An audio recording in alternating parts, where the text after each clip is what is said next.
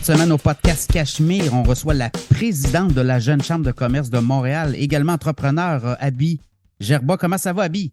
Ça va bien, Pierre? Merci de l'invitation. Oui, je voulais t'avoir au podcast quand même dynamique, Abby. Entrepreneur, tu as ton entreprise Gazelle, également présidente de la Jeune Chambre de commerce de Montréal. Alors, parle-moi un peu, qu'est-ce qui se passe là autour de l'entrepreneuriat au Québec? Tu vois que ça bouge beaucoup. Il y a eu récemment un regroupement de jeunes gens d'affaires à Montréal aussi. On a vu qu'il y avait beaucoup de dynamisme. Donc, parle-moi un peu de ce qui se passe autour de la planète entrepreneuriat au Québec actuellement.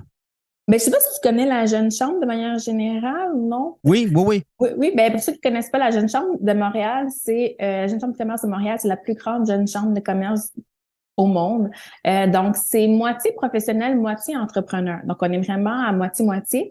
Qu'est-ce qu'on fait? C'est qu'on forme, on permet au monde de se connecter, on met de l'avant des modèles d'affaires inspirants, puis on essaie de développer le leadership, puis l'implication sociale auprès des jeunes. C'est vrai que ça bouge beaucoup, le monde entrepreneurial, mais je pense que ce qui est intéressant, c'est que ça bouge dans le bon sens, puis qu'il y a quelque chose de très sensible, de très humain qui est en train de se passer un virage dans le genre d'entreprise, dans le genre d'entrepreneur, dans le genre d'humain bienveillant. Donc, c'est ça qui est beau, puis c'est ça qui est un peu qui m'allume présentement. Ouais, là, on est en transition au Québec, il faut le dire, là, les entrepreneurs vieillissent. Et Ouais. ça va avec l'âge des Québécois également, mais il y a des jeunes qui arrivent. Donc là, il y a une transition. Tu la sens là, très bien, on la sent très bien. Il y a des jeunes qui veulent reprendre des entreprises, mais tu as aussi des jeunes qui veulent faire leur place. Et ça, là-dedans, vous êtes là-dedans tous les jours. Donc, tu le vois clairement, il y a comme une transition. Il y a une nouvelle aile d'entrepreneurs, une cohorte d'entrepreneurs qui arrivent, qui veulent prendre leur place. Qui veulent prendre leur place puis faire les choses différemment. C'est ça qui est fun, puis c'est ça qui est stimulant parce que oui, partir d'entreprise, c'est cool, mais c'est bien de la partir puis qu'elle soit alignée à nous-mêmes. Même chose pour le reprenariat. C'est une chose de reprendre une entreprise, mais on s'attache un peu les mains en voulant refaire la même chose qui a déjà été faite puis en voulant juste continuer la boucle. Donc, je pense que c'est le fait de shifter un peu puis de vouloir se l'approprier puis de changer le type de leadership, changer un peu les choses pour que se plus connecter puis aligner à nos valeurs puis à notre vision des choses. Quelles sont les valeurs justement que tu notes actuellement?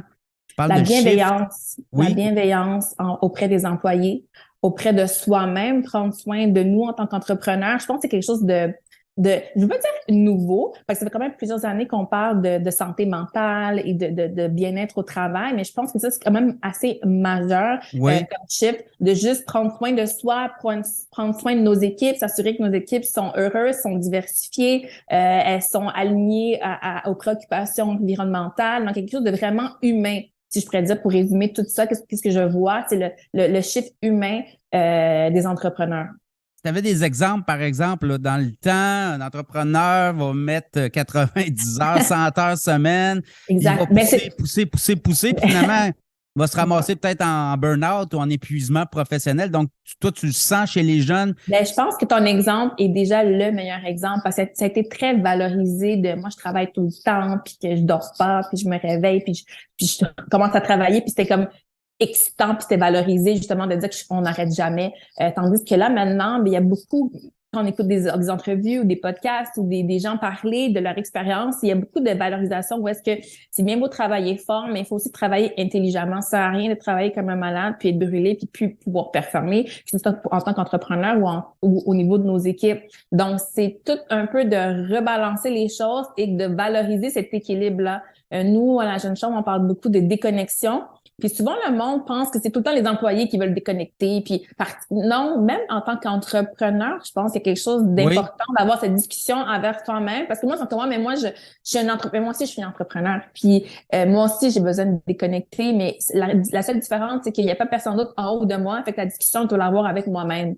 Donc, toute cette notion de bien-être, de savoir s'écouter, savoir quand arrêter, parce que sinon, tu fais juste travailler dans le vide, t'es pas plus proactif, là. Non, Donc, c'est ça. valoriser le temps pour soi comme étant une ressource importante et quelque chose d'important à nourrir pour la croissance. Oui, parce qu'un entrepreneur peut commencer à 6 heures le matin jusqu'à 6 heures le soir, même s'il se dit je vais me dépluguer à 6 heures le soir, ben c'est très tentant de manger puis de repartir après, de spinner là-dedans. Alors, toi, tu dis la déconnexion, c'est très intéressant parce que souvent, les entrepreneurs ne déconnectent pas. Puis là, Non. c'est l'erreur parce que tu es tout le temps dans ta vision d'entrepreneur, puis tu Ben, décroches pas. Hein, c'est ça? souvent, ils disent, ah, moi, je peux pas me permettre. Mais ça n'a pas rapport. C'est pas vrai. Ça, c'est des fausses excuses. On vient de sortir d'une pandémie où on a passé plus d'un an à être un peu obligés, plusieurs d'entre nous, à déconnecter. Ouais. Puis on a vu des entreprises grossir, des entreprises se transformer, des entreprises fermer. Ça nous montre à quel point le temps fait beaucoup de choses. Alors, moi, aujourd'hui, justement, ça m'a permis de revoir un peu les choses pour me dire, mon Dieu, le temps, c'est comme primordial de se l'accorder dans notre horaire de travail. Donc, c'est pas une question de je travaille tellement, j'ai pas de temps. Non, c'est que dans tout ton horaire de travail, avoir un bloc de vide. Des cases. Juste du vide, puis accepter de laisser juste rentrer les idées. Parce que moi, j'ai commencé à réaliser que quand je créais ce vide-là, c'est là que l'inspiration, les idées arrivaient. Voilà. Mais c'est sûr qu'au début, il y avait un peu une résistance parce que tu te sens que j'ai tellement de choses à faire, j'ai pas le temps de juste rien faire. Mais je pense que c'est cette perception de rien faire qu'il faut modifier pour te dire non, je suis en train de créer de l'espace pour être inspiré et revoir, créer cette distance, en fait, que des fois, en tant qu'entrepreneur, on n'a plus avec son entreprise. Il faut qu'on la crée. C'est créer des mini COVID là, pour se créer cette distance-là, puis réfléchir avec un pas de recul. Ça, tu le sens chez les membres de la Jeune Chambre de commerce que c'est maintenant devenu non négociable, comme on dit? Non, il y a encore du travail à faire. Comme je dis, il y a quand même, mais juste en parler, c'est quand même assez différent. Mais oui, il y a quand même une certaine résistance. Comme je dis, même moi, des fois, il y a on s'auto-juge quand on fait rien, entre guillemets. Puis justement, c'est ça encore là, arrêter de dire on fait rien. C'est laisser de l'espace à la créativité qui est super nécessaire. Donc, c'est plus cette conversation-là qui est nouvelle selon moi, puis que de revaloriser le fait que travailler tout le temps, c'est plus tant hot. C'est plus bien travailler puis être stratégique dans nos moves et pas juste travailler pour travailler. Parce que si à partir de 6 heures du soir ou à 8 heures du soir, tu n'es plus efficace, là, tu es en train de perdre du temps. Tu es en train de perdre du temps. Ah non, t'es brûlé, là, puis tu tournes en rond, là. Tu vires voilà. en rond. Exact. Mais ça change pour tout le monde. Il y a du monde qui, à partir de 2 heures l'après-midi, sont plus efficaces. Il y en a qui, c'est à partir de 11 heures. Il faut juste t'écouter puis apprendre à savoir ton horaire. Pas tout le monde qui peut travailler de telle heure à telle heure puis tout le temps être efficace. Moi, je sais que de 6 heures du matin à 2 heures de l'après-midi, c'est mon pic. Puis après 2 heures l'après-midi, ça commence à descendre. C'est sûr que si tu mets une rencontre à 6 heures du soir, t'as plus tout habit qui est avec toi, là, tu sais. Fait que apprendre à se connaître, c'est super important. Puis je pense que c'est une nouvelle conversation qui commence puis qui est fun à avoir. Les enjeux que tu vois qui sont en déplacement versus peut-être ceux qui faisaient des affaires il y a 10-15 ans, puis aujourd'hui, la jeune génération qui monte, l'environnement est très important, je pense aussi. Ça m'a marqué au regroupement d'affaires, la relève d'affaires qui a eu lieu récemment à Montréal. Beaucoup d'environnement, les jeunes parlent de ça. Peut-être aussi de la techno, entre autres, mais toi, tu vois quoi là, comme mouvance? L'environnement, c'est, je pense, l'enjeu numéro 1. Des fois, de manière directe ou indirecte, là, ça dépend de l'entreprise, mais c'est toujours là. Hein? Ouais, cette sensibilité-là, elle est tout le temps là. Puis, je pense que même au niveau des nouvelles entreprises, tu peux pas lancer une entreprise en 2023 puis fermer les yeux, là. Donc, au niveau des changements climatiques, de l'environnement, de notre empreinte, il faut qu'il y ait un peu une réflexion sur, OK, qu'est-ce que moi je vais faire ou comment ça pourrait m'affecter dans le futur. Donc, c'est plus juste qu'est-ce que moi je peux redonner à la Terre. C'est pas ça. C'est qu'à un moment donné, la Terre aussi, elle reprend. Puis il faut que tu sois prêt au changement climatique et juste avoir cette réflexion de se préparer. Pour moi, c'est quand même quelque chose d'assez majeur mais qui unit beaucoup d'entreprises. Puis je pense aussi l'importance du réseau. Avant, il n'y avait pas autant de technologie, fait qu'on était un peu plus forcé à connecter et à agrandir notre réseau. Aujourd'hui, avec les technologies, on a comme une fausse impression qu'on est tous connectés puis qu'on connaît plein de monde, mais il y a une différence entre un contact et une relation. Puis je pense que l'importance d'agrandir son réseau, de prendre du temps pour aller ailleurs, de rencontrer des gens qui font d'autres choses, qui ont d'autres passions, d'autres ambitions, c'est super important. C'est un peu pour ça que moi aussi, j'ai décidé d'accepter le mandat de présidente parce que le monde me dit, ouais, mais je suis pas assez occupée, mais ça fait partie un peu de mon propre développement personnel en tant qu'entrepreneur.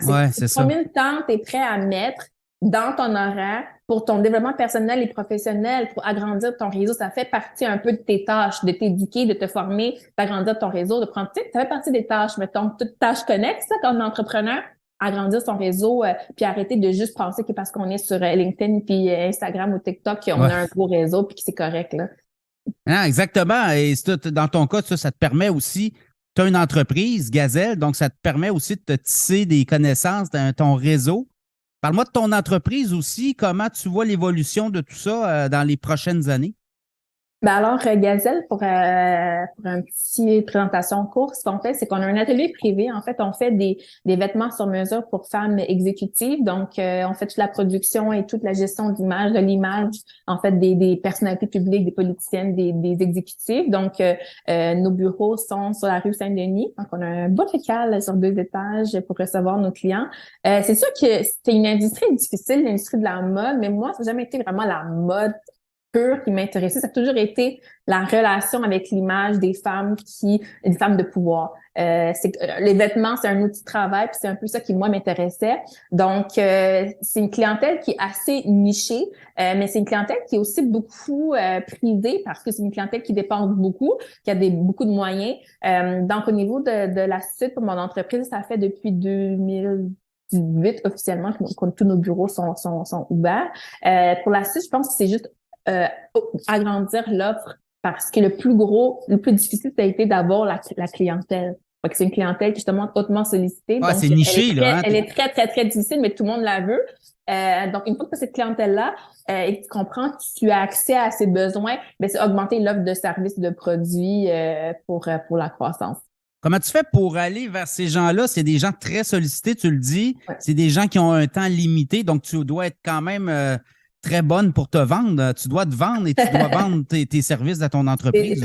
Honnêtement, je te mentirais pas, c'est très difficile. La clientèle que j'ai choisie, en plus, moi, mon concept, c'était un concept sur rendez-vous seulement. Donc, tu peux pas tomber sur mon entreprise en marchant dans la rue par accident ou dans un centre d'achat. Donc, c'était très niché. Puis, je pense pas que je savais dans quoi t'embarquer quand je me suis lancée, à quel point ça allait être difficile de les avoir. Parce que oui, elles sont occupées. Puis, tu sais, quand tu rencontres quelqu'un et elle dit ma prochaine disponibilité, c'est dans 8 mois, t'es comme, oh, OK, là, c'est pas demain. Mais comment j'ai fait? Je pense que ça a été c'est de la patience. C'est beaucoup de patience et offrir un produit de qualité et un service très personnalisé, adapté un peu à leur réalité. Comme je dis, moi, je suis pas une personne passionnée de parler de vêtements de couleur, de temps. C'est pas ça. J'étudiais en mode et en gestion, mais c'était pas la mode pure. Donc, je pense que cette relation-là de confiance, où est-ce que il y a de plus en plus de femmes qui occupent des postes de gestion et des postes de pouvoir, puis elles ont besoin de quelqu'un pour les aider, les accompagner un peu au niveau de leur image, parce que quand on est une personnalité publique, l'image est grandie comme inévitable. Donc, c'est cette relation de confiance que je bâtis, mais ça prend beaucoup de temps et de patience. Est-ce que le bouche-oreille fonctionne bien dans ce milieu-là aussi? Non.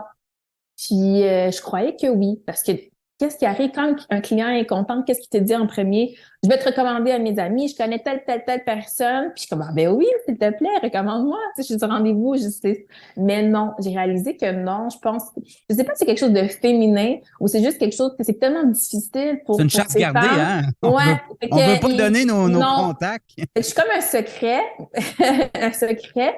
Fait que ça a augmenté le challenge de me faire connaître puis de travailler toute seule parce que mes clients en tant que tels, oui, ils vont, tu sais, des fois le dire, mais ils veulent pas. Puis je pense que c'est aussi relié au fait qu'il y a peu de femmes dans les postes exécutifs, puis ils veulent pas que tout le monde se ressemble, soit habillé pareil. Même si moi je fais du sur-mesure, fait que chaque personne a une personnalité, puis tu peux pas savoir qui j'habille parce que elle a vraiment sa propre énergie, mais je pense qu'il y a quelque chose de très intime qui fait que le bouche à oreille, malheureusement, dans mon secteur, ça fonctionne pas, même si ça serait vraiment, vraiment utile. Oui. Est-ce que l'international aussi peut être un créneau porteur pour ton entreprise éventuellement? Désolée, l'international, oui et non. Ce qui est fun avec ce que je fais, puis quand on bâtit une relation avec des femmes justement qui ont beaucoup d'ambition, c'est elles qui partent à l'international. Fait que je sors du Québec à cause grâce et à cause de mes clientes. Et mes clientes sont plus juste au Québec parce que justement, après avoir fait un poste au Québec, ils décident de prendre une position en Europe ou aux États-Unis. Donc, mes clientes, je sors du Québec grâce à mes clientes parce que je les suis. Mais il y a toujours ce lien, je te dirais, cette ligne rouge avec le Québec. Mais oui, l'international, c'est quelque chose d'intéressant parce que je suis un peu l'évolution professionnelle de mes clients. Fascinant. Abby Gerba, merci beaucoup. On va Merci à suivre. toi. Ben oui, merci. Puis on va suivre les activités de la Jeune Chambre de commerce de Montréal et également Gazelle, ton entreprise. Merci beaucoup. Merci à toi.